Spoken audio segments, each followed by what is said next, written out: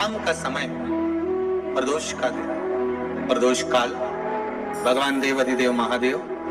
माँ जगतजननी पार्वती जी के साथ में भ्रमण कर। देखिए, अगर प्रदोष का व्रत नहीं कर सकते, प्रदोष के दिन आप व्रत नहीं कर सकते, मान लो आपसे भूखा नहीं रहा जाए, प्रदोष का व्रत नहीं कर सकते, प्रदोष के दिन आप भूखे नहीं रह सकते, मंदिर भी नहीं जा सकते, दिया भी नहीं लगा सकते, तो शिव महापुराण की कथा कहती है कि प्रदोष के दिन, प्रदोष काल में अपने ही दरवाजे के पास देवाधिदेव महादेव का स्मरण कर लक्ष्मी की वृद्धि के, कार्य सिद्धि के, संपदा को प्राप्त करने के आप अपने ही दरवाजे के पास में एक दीप लगा सकते। कौन से दिन? प्रदोष। उससे 1000 गुना शिवलिंग में बल की प्राप्ति होती है।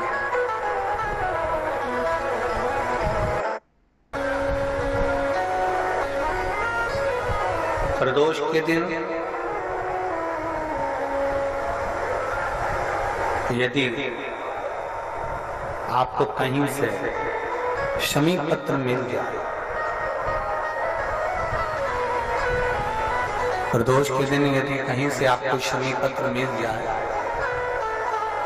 और प्रदोष काल में, प्रदोष का जो समय होता है,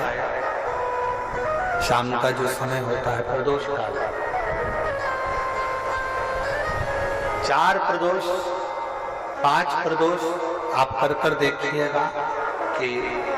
आपका कोई काम है, कोई नौकरी के लिए आप अप्लाई कर रहे हैं, कोई समस्या बड़ी विकट आ गई है, कोई तकलीफ, बड़ा गला पकड़ रहा है, कोई तकलीफ विकट आ गई है, कोई समस्या विकट आ गई है, प्रदोष के प्रदोष काल में अगर एक शमी पत्र भी आप घर के शिवलिंग को, अब ये करने के लिए आपको मंदिर के शिवलिंग नहीं जाना, घर में जो शिवलिंग, चाहे वो स्फटिक का हो, पारद का हो, कंकर शंकर का हो, लकड़ी का हो, जो शिवलिंग तुम्हारे घर में, कांच का हो, चाहे वो नर्मदा के कंकर का हो, नर्मदेश्वर हो, पाषाण का हो, जो शिवलिंग, चांदी का हो, सोने का हो, तांबे का हो, पीतल का हो, जो शिवलिंग तुम्हारे,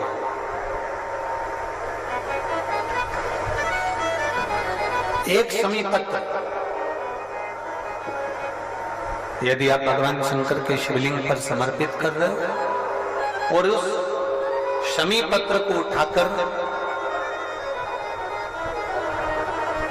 रात्रि को 9:15 की जो एक मुहूर्त होता है, एक समय होता है, जिस समय पर हम अपने मन की बात भगवान शंकर को कहते हैं, पूर्व में भी इसका वर्णन हम कर चुके हैं कथा में। उस 9:15 पर वो शमी पत्र को उठाकर एक कागज में, एक कटोरी में उसको रखते हैं। 4 या 5 प्रदोष के उस शमी पत्र को अपने पास में रखिए और जिस कार्य के लिए जा रहे हो उसको जेब में ऊपर के भाग में उसको रखकर लेकर जाइए, आपका वो कार्य सफल होकर ही रहेगा, वो रुक नहीं सकता। शमी पत्र में इतना बल होता है, प्रदोष का जो शमी पत्र होता है वो बड़ा बलवान होता है, बड़ा। एक पत्र, 2 चीजें बड़ा स्मरण में रखिएगा। एक, बैसाख महीने में मट्टी के पात्र का जल, जब बैसाख का महीना आए ना, जितने यहाँ बैठे और जितने आस्था चैनल पर सुन रहे और जितने फेसबुक यूट्यूब पर कथा श्रवण कर रहे हैं, जितने मोबाइलों पर देख रहे हैं, प्रयास करना, बैसाख के महीने में मिट्टी के पात्र में जो रात्रि भर जल रखा हो, मिट्टी के पात्र में, अगर आपके पास में घड़ा हो, हंडा हो, नी हो, तो दिया हो, दीपक हो, कुल्लड़ हो, कोई भी तुम्हारे पास में जो मिट्टी का पात्र, उसमें जल भरना। वो जल बैसाख के महीने के किसी भी सोमवार के दिन, किसी भी सोमवार, बैसाख महीने या किसी प्रदोष के दिन या बैसाख महीने के शिवरात्रि के दिन, मिट्टी के पात्र का जल अपने घर के प्रत्येक व्यक्ति का स्पर्श कराकर उस मिट्टी के पात्र के जल को तांबे के पात्र में डाल लीजिए और घर के प्रत्येक व्यक्ति का स्पर्श करा लीजिए और शंकर भगवान पर कुंदकेश्वर महादेव के नाम से समर्पित करिए। कुंदकेश्वर महादेव। कभी जीवन में पीछे पलट कर देखने की जरूरत नहीं पड़ेगी, आप उन्नति की सीढ़ी की ओर बढ़ते चले जाओगे। किसी भी प्रदोष के दिन, प्रदोष काल में एक बार लगा दे, उसके बाद में अपनी कामना कर कर बेलपत्री एक छोटा सा उपाय अवश्य करिएगा। अगर बच्चे कोई एग्जाम में बैठ रहे हैं या कंपटीशन एग्जाम है या नौकरी के लिए अप्लाई कर रहे हो, मान लो 4-6 महीने से बैठे हो, 8 महीने से बैठे हो, सर्विस नहीं है, नौकरी नहीं है, तो एक छोटा सा उपाय अवश्य करिएगा शिव महापुराण का। महाराज बेलपत्री के पेड़ के नीचे विराजमान होकर, बेलपत्री के पेड़ के नीचे जिसको नौकरी के लिए या एग्जाम में बैठ रहा है वो जल चढ़ाए, बेलपत्री के पेड़ के नीचे थोड़ा सा दूध चढ़ाए, फिर जल चढ़ाए और अपने राइट भाग में घी का दिया और अपने लेफ्ट भाग में तेल का दिया। किसी भी प्रदोष के दिन, प्रदोष काल में एक बार लगा दे, उसके बाद में अपनी कामना कर कर बेलपत्री के पेड़ के नीचे धूप लगाकर प्रणाम कर कर आ जाए और चले जाए इंटरव्यू के लिए, बाबा उत्तीर्ण करा ही देगा, नौकरी दिलाए। जिस दिन रविवार की प्रदोष पड़े उस दिन एक लाल वस्त्र में पीली सरसों रखकर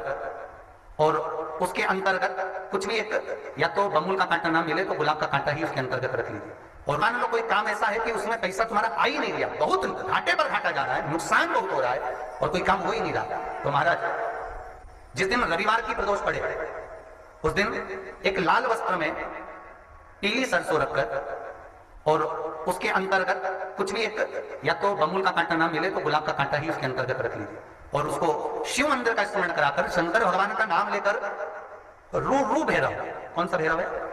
उसकी भी कथा भी आने वाली है। ये दारुक नाम के राक्षस का संहार करने के लिए जब माता अवतार लेगी तब शंकर भगवान बच्चे का रूप रखकर रोएंगे, तो शिव जी का एक नाम होगा रू भैरव।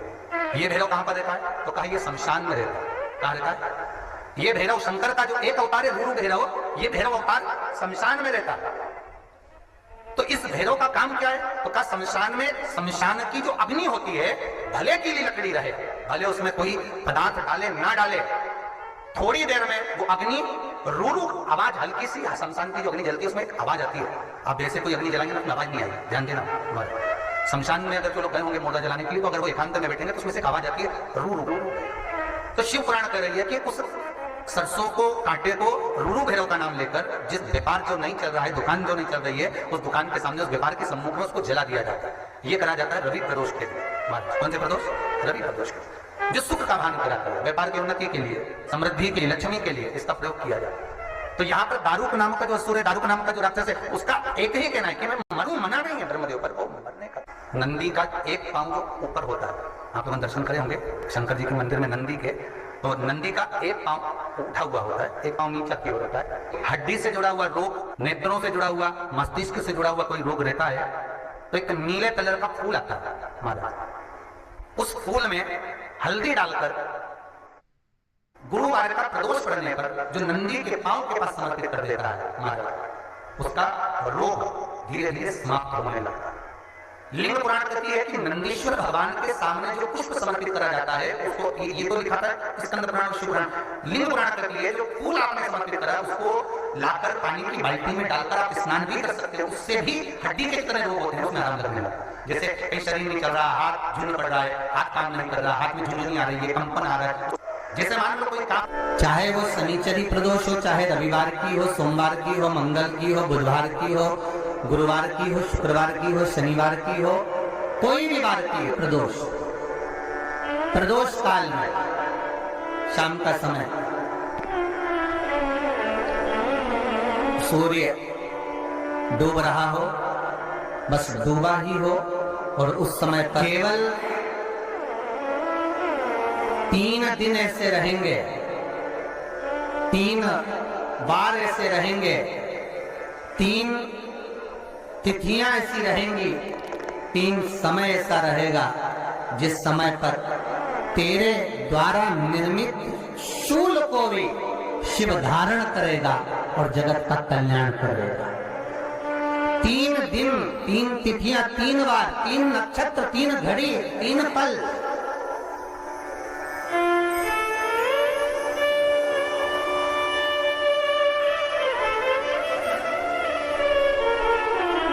जिसमें बाबा शूल भी धारण करते हैं, और शूल अकेले धारण नहीं करते महाराज। जो धतूरा होता है ना, दर्शन करें धतूरे के, कांटे कांटे सा होता है धतूरा, तो वो धतूरे के साथ में बाबा शूल धारण करते हैं, बेलपत्री के शूल को। ये बहुत बहुत आनंदमय कथा है महाराज जी, जिसके जीवन में हमेशा कांटे ही मिले हैं। बेटी बड़ी हुई तो घर में मायके में दुख देखा, और मायके से गई ससुराल में तो ससुराल में दुख देखा। ससुराल में भी दुख देखने के बाद में भी पति को बहुत कुछ काम खुलवाया, बहुत धंधे खुलवाए, नौकरी लगवाई, पर वो पति बार बार छोड़ कर आ गया, बार बार तकलीफ भोग रहा है, बार बार कष्ट भोग रहा है। फिर थोड़े दिन काम करता है, थोड़े दिन छूट जाता है, फिर व्यापार में बढ़ता है, फिर छूट जाता है, फिर कोई दुकान खुल गई, थोड़े दिन अच्छी चली, फिर वापस वहीं घर पर आकर बैठ गया, अर्थात उसके जीवन में वो शूलता चल रही है। तो बाबा देवाधिदेव महादेव कहते हैं, ये 3 घड़ी, 3 पल, 3 नक्षत्र, 3 समय, 3 दिन में जो शूल मुझे समर्पित करता है, उसके जीवन से मैं शूल हटा देता। वो 3 दिन लिखे स्कंद पुराण।